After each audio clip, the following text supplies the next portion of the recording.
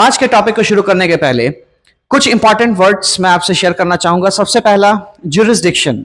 ये वर्ड पूरे स्लाइड में ही हमें काम आने वाला है। ज्यूरिसडिक्शन का मतलब हिंदी में क्या होता है? क्षेत्राधिकार। ठीक है, जिस क्षेत्र पर जिसका अधिकार हो, ठीक है, किसी एक क्षेत्र पर जब किसी का अधिकार हो उसको क्या बोलते हैं हम लोग? ज्यूरिसडिक्शन, क्षेत्राधिकार। से फॉर एग्जांपल जो पुलिस स्टेशन होता है, हर पुलिस स्टेशन का अपना एक ज्यूरिसडिक्शन है, अपना एक क्षेत्र है, ठीक है, और उसी क्षेत्र तक वो काम कर सकता है, उसी क्षेत्र तक के क्राइम के ऊपर वो एफआईआर कर सकता है और अपने सर्कल से बाहर वो काम नहीं कर सकता है। तो इसको क्या बोलते हैं? क्षेत्राधिकार, इंग्लिश में ज्यूरिसडिक्शन बोलते हैं। पूरे स्लाइड में हम लोग समझेंगे डिफरेंट फॉर्म्स ऑफ एफआईआर के बारे में कि अलग अलग एफआईआर कौन कौन से हैं, और सबसे पहली बात इसमें कि एफआईआर आखिर है क्या। ठीक है, एफआईआर क्या होता है? First information report. ठीक है, जब भी कोई क्राइम कहीं पर हो रहा हो, उस क्राइम का जो पहली सूचना, उस क्राइम का जो पहला रिपोर्ट किसी क्षेत्रीय थाने में या किसी भी पुलिस स्टेशन में दर्ज कराया जाता है, जो इंफॉर्मेशन दी जाती है, उसी को हम लोग कहते हैं एफआईआर, जो बहुत लोकल टर्म्स और बहुत सारे मूवी और हर जगह पर हम लोगों को सुनने को मिलता है। ठीक है, तो बेसिकली अगर बात की जाए तो 4 डिफरेंट फॉर्म ऑफ एफआईआर होते हैं। कितने फॉर्म्स ऑफ एफआईआर हैं?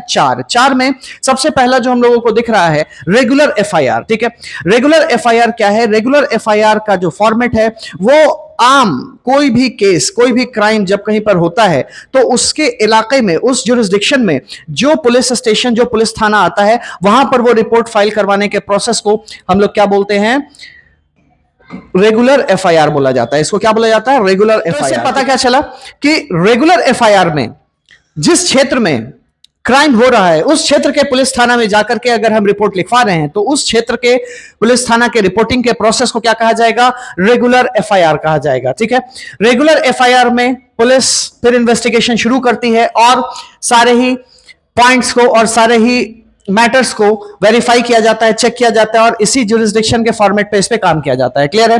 इसका एग्जांपल आ जाएगा कोई भी नॉर्मल केस, कोई भी नॉर्मल अगर मर्डर है, कोई क्राइम है, कोई लूट है, कोई डकैती है, तो उसका उसी पुलिस स्टेशन में जाकर के अगर रिपोर्ट लिखवाया जा रहा है तो उसको क्या कहेंगे हम लोग? रेगुलर एफआईआर कहेंगे। दूसरा फॉर्मेट इसमें आता है जीरो एफआईआर का। ये थोड़ा कॉम्प्लिकेटेड है, इसको समझना सबसे इंपॉर्टेंट है और इस पे क्वेश्चंस भी बहुत सारे। इंपॉर्टेंट एफआईआर कौन सा हो जाता है? जीरो एफआईआर हो जाता है। जीरो एफआईआर बहुत इंपॉर्टेंट और थोड़ा सा कॉन्सेप्चुअल है, कॉन्सेप्ट के ऊपर बेस्ड है। इसमें है क्या और ये होता क्या? जैसा पहले मैंने आपको बताया रेगुलर एफआईआर में कि आपको जहां पे क्राइम हुआ उसी थाना क्षेत्र में, उसी जगह पे, उसी थाना पे जाकर रिपोर्ट लिखवाना है। जीरो एफआईआर में ऐसा कहीं भी नहीं है कि जहां क्राइम हो रहा है आपकी रिपोर्टिंग वहीं लिखाई जाएगी। मतलब क्राइम आपका कहीं भी हो, पूरे भारत के किसी भी थाना में आप जाकर के रिपोर्ट लिखा सकते हैं। ठीक है, जैसे कि अगर कहीं कोई एक्सीडेंट हो गया, किसी जगह पर किसी का कोई रेप हो गया या कोई मर्डर हो गया, वहां पर जो भी विक्टिम्स है, वहां पर जो भी पीड़ित है, वो जिस भी पुलिस स्टेशन में चले जाएं, उस पुलिस स्टेशन में ये एफआईआर लिखना उन पुलिस वालों को जरूरी है।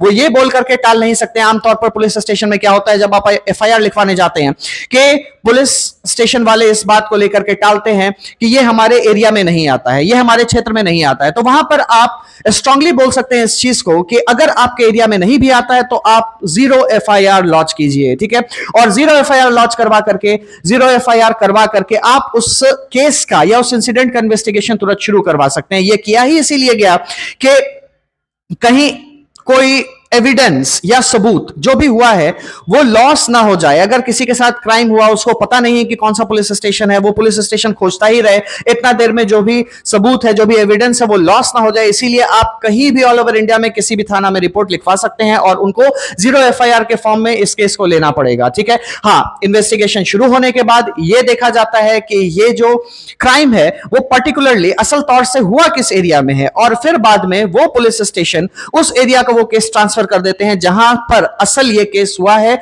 और जिस ज्यूरिसडिक्शन में, जिस क्षेत्राधिकार में ये केस आता है। क्लियर है? लेकिन इन्वेस्टिगेशन तुरंत ही शुरू कर दिया जाएगा। आमतौर पर ये जीरो एफआईआर का जो प्रोसीजर है या जो सिस्टम है, ये रखा ही इसीलिए गया था कि अगर कुछ पता ना हो, जिसके साथ भी क्राइम हुआ है, वो किसी भी स्टेशन में जाकर के इसको रिपोर्ट कर सकता है। ये शुरू कब हुआ था?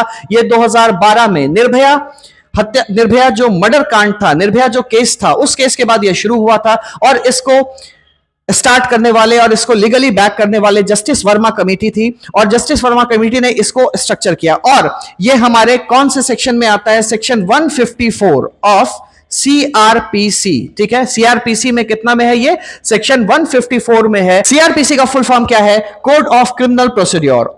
और यह सेक्शन 173 में आता है भारतीय नागरिक सुरक्षा संहिता में, बीएनएसएस सेक्शन 173, याद रखिएगा, बीएनएसएस में, भारतीय नागरिक सुरक्षा संहिता में, और सेक्शन 154 सीआरपीसी में इसको स्ट्रक्चर किया गया। कब? 2012 के बाद। किस केस के बाद? निर्भया मर्डर और रेप कांड के बाद। और जो तीसरा एफआईआर आता है उसको क्या कहते हैं हम लोग? क्रॉस या काउंटर एफआईआर। ये क्रॉस और काउंटर एफआईआर है क्या? इसमें अगर दोनों पार्टी एक दूसरे के ऊपर यह क्लेम करे कि इसने मुझे मारा और इसने मुझे मारा, ठीक है, ये दोनों तरफ से अगर क्लेम किया जाएगा और दोनों तरफ से अगर एफआईआर दर्ज करा जाएगा तो उसको हम लोग क्या कहेंगे? क्रॉस एफआईआर या काउंटर एफआईआर, ठीक है। इसमें पुलिस क्या करती है? दोनों ही पार्टी के केस को रजिस्टर करती है और इन्वेस्टिगेशन शुरू करती है, ठीक है। छानबीन में जिसकी भी बात सही रही उसके अकॉर्डिंग फिर उसमें आगे उस केस को ले जाया जाता है, ठीक है। तो इसमें बहुत बड़ी कोई बात नहीं है। ये सब किस केसेस में होता है? कोई ग्रुप का कोई फाइट हो रहा है या फिर किसी जमीन या किसी चीज को लेकर के कोई झगड़ा है दोनों पार्टी का, दोनों पार्टी ने आपस में एक दूसरे के ऊपर क्लेम किया कि इसने भी मेरे को मारा है और उसने भी मुझे हर्ट किया है, तो ऐसे केसेस में, ऐसे कंडीशन में क्रॉस या काउंटर एफआईआर लॉन्च किया। चौथा इंपॉर्टेंट एफआईआर है ई एफआईआर, ठीक है। ये एफआईआर आज के बदलते दौर में जहां पर हर चीज डिजिटल हो रहा है वहां पर एफआईआर और पुलिस स्टेशंस को भी डिजिटल होना बहुत रिक्वायर्ड है। तो इसी पैटर्न के ऊपर गवर्नमेंट ने ई एफआईआर की सुविधा को शुरू किया है। ये अभी सभी स्टेट्स में नहीं है, बट हां जो इंपॉर्टेंट और बड़े स्टेट है, महाराष्ट्र है, दिल्ली है, कर्नाटका है, यूपी है, इन सारे जगहों पर ये ई एफआईआर की सुविधा दी जाती है और भी कुछ स्टेट्स है, ठीक है।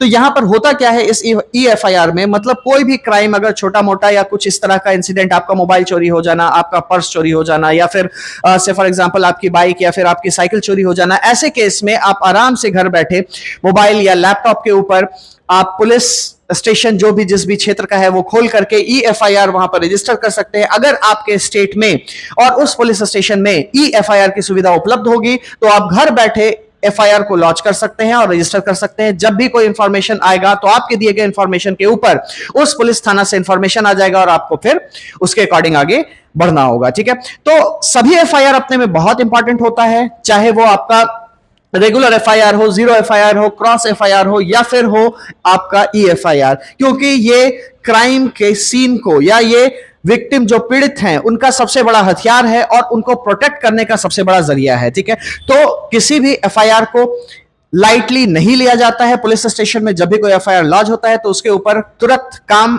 शुरू करने का प्रावधान है और तुरंत काम शुरू किया जाता है। क्लियर है? हमारे एग्जामिनेशंस के लिए इन सभी एफआईआर के बीच का डिफरेंसेस ये इंपॉर्टेंट है। और सबसे बड़ा जीरो एफआईआर में ये आपका जो सीआरपीसी 154 सेक्शन है और 173 सेक्शन बीएनएसएस का है, ये बहुत इंपॉर्टेंट सेक्शंस में आता है और ये शुरू कब हुआ? 2012 में। और कमेटी कौन थी? Justice Verma committee. तो इस तरह से इन कॉन्सेप्ट्स को आपको कवर अप करना है और फर्दर अपडेट्स के लिए जुड़े रहें।